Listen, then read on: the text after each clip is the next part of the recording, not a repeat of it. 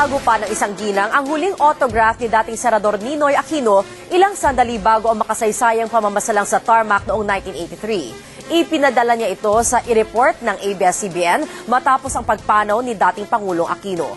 Exclusive nagpapatrol, Weng Hidalgo. Halos mapunit na ang 1983 boarding pass ni Ginang Ofelia Diang pero para lang maisalba, ikinalaminate niya ito. Mula kasi nang umuwi sa Pilipinas noong August 21, 1983, ito na ang isa sa itinuturing niyang pinakamahalagang pag-aari. Narito kasi ang pinakaiingatang pirma ni dating Senador Ninoy Aquino. Si Ginang Diang ang babaeng nakaupo sa likod ni Ninoy sa eroplano ilang sandali bago maganap ang pamamaslang sa tarmac. 26 na taon na ang lumipas, pero ang lahat sariwa pa rin sa kanya. Ang saya-saya, talagang may tawanan. Nag-serve sila ng pagkain sa eroplano. Kung tinignan ko, hindi siya kumain. Tapos, nakita ko, nagro-rosaryo. Nakalimutan ko. Nang makakuha ng pagkakataon, doon na niya nilapitan si Ninoy at kinausap sa Kapampangan. Siya sabi ko, pwede mo magpapirman. Sabi niya gano'n sa akin.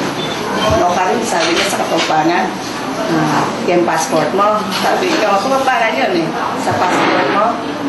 O kaya po, dito na lang sa boarding pass ko. Hindi akalain ni Ginang Diang na iyon na ang huling pagkakataong makikitang buhay si Ninoy.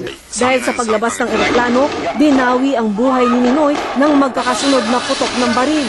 Takot ang namayani noon sa Ginang hanggang sa makauwi sa kanila sa Pampanga.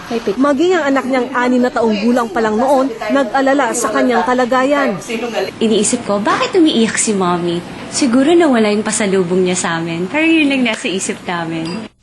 Dahil sa trauma, 2 taong hindi bumiyay sa ibang bansa si Ginang Diang. Pero nang makarecover, masaya niyang ikinuwento sa pamilya ang kanyang bahagi sa kasaysayan sa mga huling sandaling nakadaupang palad ang bayaning si Ninoy kasama ang alaalang iniwan ng dating senador sa kapirasong papel.